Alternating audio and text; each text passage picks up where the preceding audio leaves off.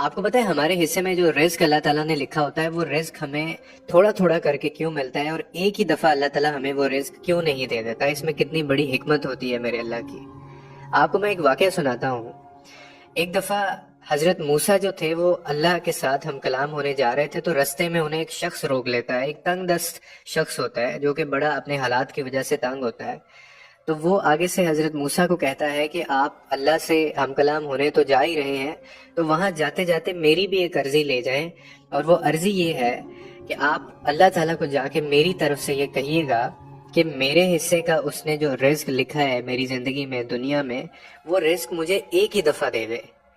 تاکہ ایک ہی دفعہ میں ایک دن ہی صحیح لیکن میں اپنے بیوی بچوں کا پیٹ بھر کے ان کے ساتھ میں کھانا کھا سکوں، اور ایک ایسا دن ہو میری زندگی میں جو میں بھرپور طریقے سے گزاروں۔ حضرت موسیٰ جب ہم کلام ہوتے ہیں اللہ تعالیٰ سے، اور حسب وعدہ جو انہوں نے زبان اس شخص کو دی ہوتی ہے، وہ جا کے اس شخص کی جو عرضی ہوتی ہے وہ اللہ کے سامنے رکھ دیتے ہیں کہ ایک شخص ہے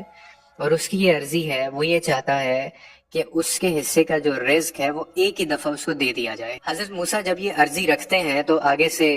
حضرت موسیٰ کو جواب ملتا ہے کہ اے موسیٰ علیہ السلام، اس شخص کی زندگی میں، پوری زندگی کے اندر، اس کا جو میں نے رزق لکھ رکھا ہے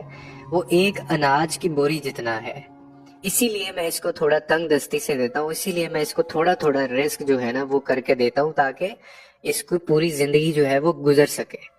کیونکہ ایک اناج بوری جتنا اس کا رزق میں نے اس کی زندگی میں لکھا ہوا ہے اس کے حصے میں، اور وہ اس کو اسی طرح سے ملے گا۔ جب وہ یہ بات جا کے اس سائل کو بتاتے ہیں تو وہ سائل دوبارہ سے عرض کرتا ہے کہ اے موسیٰ، آپ کا اگر دوبارہ جانا ہو ہم کلام، اگر آپ خدا سے ہوں تو میری ایک اور عرضی ان کے سامنے رکھیے گا، اور وہ یہ کہ وہ جو ایک اناج بوری کا رزق جو میرے حصے میں ہے وہ مجھے ایک ہی دفعہ دے دیں۔ میں صرف یہ چاہتا ہوں تاکہ میں ایک دن پیٹ بھر کے کھانا کھا سکوں۔ کچھ عرصے بعد حضرت موسیٰ کا پھر وہاں سے گزر ہوتا ہے، کافی عرصے کے بعد، تو حضرت موسیٰ بڑا حیران ہو جاتے ہیں ایک نظارہ دیکھ کر۔ وہ یہ دیکھتے ہیں کہ اس شخص کے گھر کے باہر باقاعدہ دیگیں چڑھی ہوئی ہوتی ہیں۔ تو جب وہ یہ سارے مناظر دیکھتے ہیں تو پھر وہ اللہ سے ہم کلام ہوتے ہیں اور کہتے ہیں کہ اے باری تعالیٰ، میں اتنے عرصے بعد یہاں سے گزر رہا ہوں، ایک اناج کی بوری جتنا رزق تو نے اس بندے کو دیا تھا،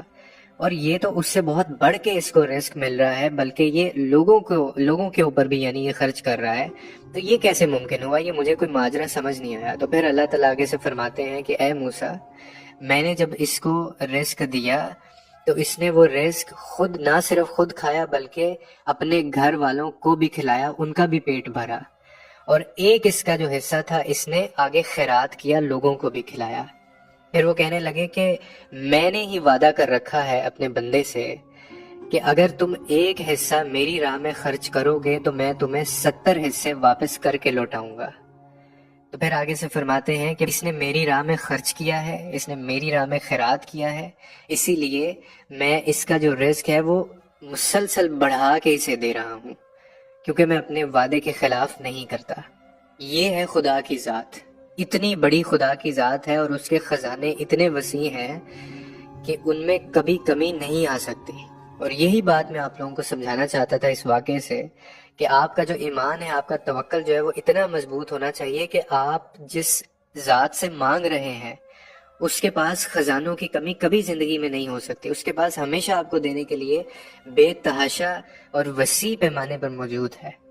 کتنی خوبصورت بات ہے کہ اگر آپ اس کی راہ میں ایک چیز خرچ کرتے ہیں، یا اپنی جو بھی آپ کا حصہ ہے، اس نے جو بھی آپ کو دیا ہے، اس میں سے آپ اگر اس کی راہ میں کچھ خرچ کرتے ہیں تو وہ 70 حصے اس کے آپ کو واپس کر کے دیتا ہے، جس طرح اس نے اس شخص کو دیا، یعنی ایک بوری جتنا، ایک اناج کی بوری جتنا رزق تھا، اور آپ دیکھیں وہ کتنا بڑھا دیا گیا، صرف کس وجہ سے کہ نہ صرف اپنے اوپر خرچ کیا، اپنے گھر والوں کا پیٹ پالا، ان کو دیا، اور پھر لوگوں کو بھی آگے دیا۔ اور پھر اللہ نے یہ وعدہ کر رکھا ہے ہم سے، رزق کا بھی خدا نے وعدہ کر رکھا ہے۔ اور آپ کو میں اکثر ایک بات کہتا ہوتا ہوں کہ یہ کسی عام انسان نے آپ سے وعدہ نہیں کیا ہوا، یہ ایک ایسی ذات نے آپ سے وعدہ کیا ہوا ہے جو پوری دنیا کو چلا رہا ہے، تو وہ کیا اپنے وعدے کے خلاف جا سکتا ہے؟ صرف اگر ہم اپنی زندگی میں ایمان، توکل اور جو ہمارا یقین ہے نا، اور جو رزق کو لے کے ہم لوگ اس ذات کو سمجھ جائیں نا، خدا کی قسم آپ کو کبھی زندگی میں پریشانی نہیں ہو سکتی، کہ رزق کا جو ضامن ہے رازق صرف میرا اللہ ہے، اس پہ یقین رکھیں اور اپنے حصے کا کام کرتے جائیں، اور اس کا جو حصہ ہے وہ اس کو لوٹاتے جائیں، اس کے بندوں کو خوش کرتے جائیں، اس کے بندوں کی مدد کریں، پھر دیکھیں وہ آپ کی زندگی میں کیسے سکون، خوشیاں اور کس طرح سے آپ کو ہر چیز سے وہ نوازتا ہے۔ امید کرتا ہوں اس ویڈیو سے کوئی نہ کوئی انڈرسٹینڈنگ ملی ہوگی آپ کو۔ لوگوں کے لیے آسانیاں پیدا کرے رب، آپ کے لیے آسانیاں پیدا کرے گا۔